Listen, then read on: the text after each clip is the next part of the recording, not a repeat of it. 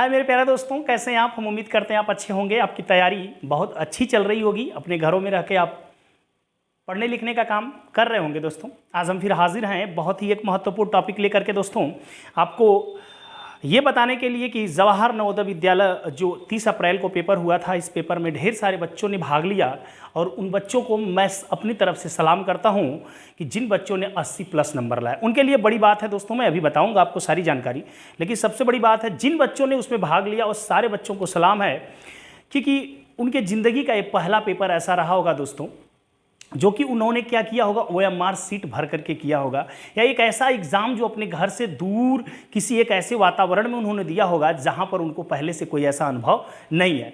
हम अपने समय की बात करें तो हम लोग को हाई स्कूल में जा करके ये अनुभव मिला करता था दोस्तों कि हम अपने घर से दूर जाके, अपने विद्यालय से दूर जाके किसी विद्यालय में देते थे ऐसा पेपर, और अजीब एक डर रहता था जो कि डर हमें पूरे पेपर भर सताता था दोस्तों।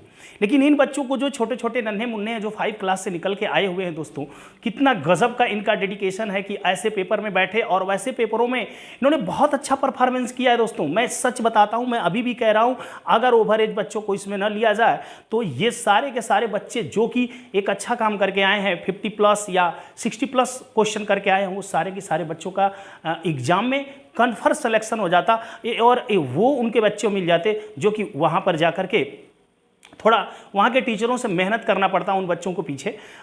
लेकिन ओवर एज बच्चों को लेने की वजह से क्या हो जा रहा है, उनको इतने अच्छे बच्चे मिल जा रहे हैं, ये ओवर एज बच्चे इतने अच्छे बच्चे मिल जा रहे हैं कि ऑलरेडी वहाँ पर जाकर के उन्हें बहुत कम मेहनत करनी पड़ती है। और उन टीचरों को भी बहुत सलाम करता हूं जो कि इस लेवल पे, जो कि ये प्राइमरी के बच्चे जो कि हमारे प्राइमरी स्कूलों से निकल के आते हैं, इन बच्चों के पीछे कितना एफर्ट डालते हैं, कितनी मेहनत डालते हैं कि मैं सच बताऊं तो जो मैं आज क्वेश्चन देखता हूं इन लोगों को, हालांकि आज मेरा मैथ बहुत अच्छा है, मैंने बहुत मेहनत की 2000 लगभग 12 के बाद, ताकि मेरे मैथ बहुत अच्छे हो गए। अच्छा खासा मैंने जा करके इलाहाबाद मेहनत किया था, तो सारी चीज़ें तो आज अच्छी हैं। लेकिन मैं सच अब बताऊं तो मैं जब इलाहाबाद गया था तब मैंने ऐसे बहुत सारे क्वेश्चन जो आज नवोदय के पेपरों में आते हुए हैं तब भी मुझे नहीं आते थे।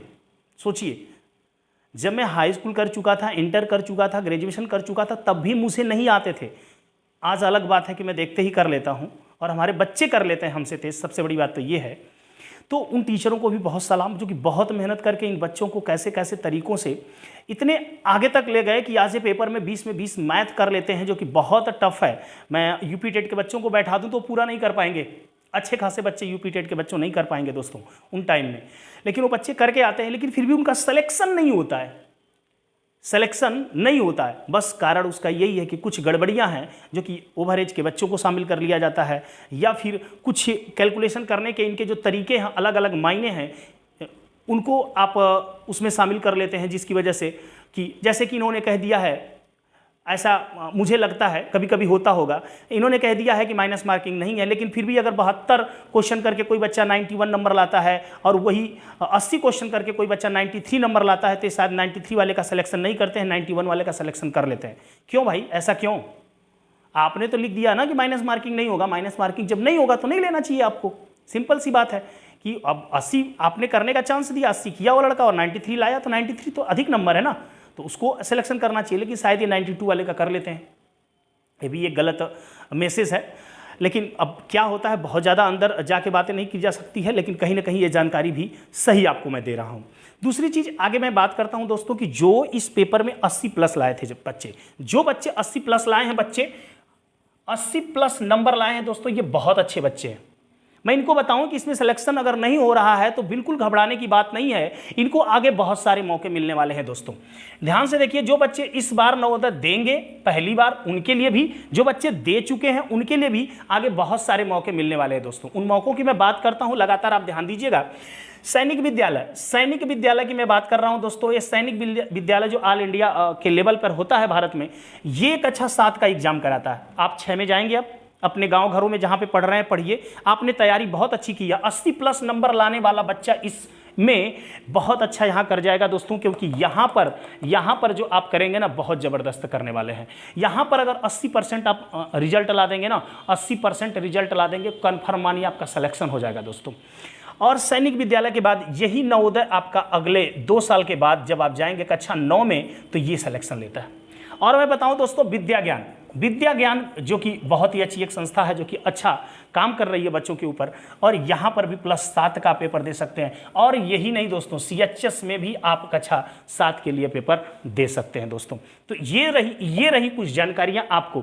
अगर नया बच्चा है तो कक्षा 6 का भी सैनिक विद्यालय दे सकता है, नवोदय दे सकता है, विद्या ज्ञान दे सकता है, CHS दे सकता है दोस्तों। इन सारी चीज़ों का आप फोकस करिएगा, इन सारी चीज़ों को बच्चा दे सकता है। तो मतलब इतने सारे चांस अभी बच्चे हुए उस बच्चे के लिए जो 80+ लाता है, क्योंकि 80+ लाने वाला बच्चा अगर ईमानदारी से लाया दोस्तों तो मैं गारंटी देता हूं कि वो बच्चा बहुत अच्छा है और इनमें वो सिलेक्शन तो पा ही जाएगा। ये ऐसी चीज़ है क्योंकि इसका अनुभव हमने किया। हमारा बच्ची में 79 क्वेश्चन कर करके उसका सिलेक्शन नहीं हुआ था दोस्तों, उसका सिलेक्शन नहीं हुआ था, नवोदय में नहीं नाम आया था उसका।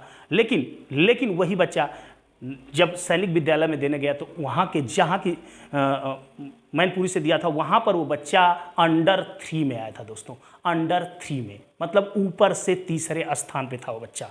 सोचिए कितना ज़बरदस्त। वही बच्चा जो यहाँ पे अच्छा नहीं कर पाया वहाँ पे जाकर ज़बरदस्त करता है और अंडर 3 में लाता है, तीसरा पोजीशन अपना वहाँ पे लाता है। और आज जब वो सैनिक विद्यालय में वहाँ पे पढ़ रहा है तो नंबर 1 बच्चे में हुआ है। इसलिए आप घबराइए मत, आपने बहुत ज़बरदस्त मेहनत किया और कोशिश किया है। सफलता ना मिले या ना मिले ये अलग बात है दोस्तों, अगर हम कोशिश ना करें ये तो गलत बात है ना। तो आपने कोशिश बहुत अच्छी की है, सफलता नहीं मिली वो अलग बात है, वो क्या क्या है वो अलग बात है। लेकिन आपकी कोशिश जो, आपकी मेहनत जो है रंग लाए आगे, इसके लिए आप क्या करेंगे, इसी तरह से लगे रहेंगे जैसे आप लगे हुए। अपनी मेहनत को मत छोड़िएगा और इन एग्जामों को दीजिए और सिलेक्शन पाइए और अच्छे से जा करके अपनी शिक्षा ग्रहण कीजिए दोस्तों।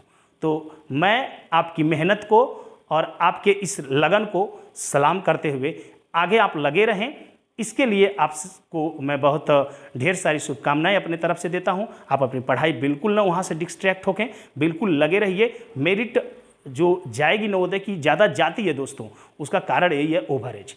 यहाँ पर बच्चे जो है ना हर प्रकार के क्वेश्चन पूछे जाते हैं और थोड़ा सा यहाँ पे प्रोसेस थोड़ा सा लंबा हो जाता है, बड़ा हो जाता है, तो यहाँ पर सभी लोग वहाँ पर नहीं पहुँच पाते हैं। तो जब आपने मेहनत करके ये लाया है तो यहाँ पे सफलता आपकी निश्चित है और आप इसी तरह से लगे रहें, बिल्कुल आप अगले साल 7 में आप एडमिशन पा जाएंगे दोस्तों। तो इसी बातों के साथ मैं अपनी बात को समाप्त करता हूँ और ये दुआ करता हूँ कि आप आगे आप अच्छा करेंगे और इसी तरह से अपनी पढ़ाई करेंगे और सफलता को पाएंगे। आज के लिए इतना ही दोस्तों, नेक्स्ट क्लास मिलेंगे। जय हिंद दोस्तों।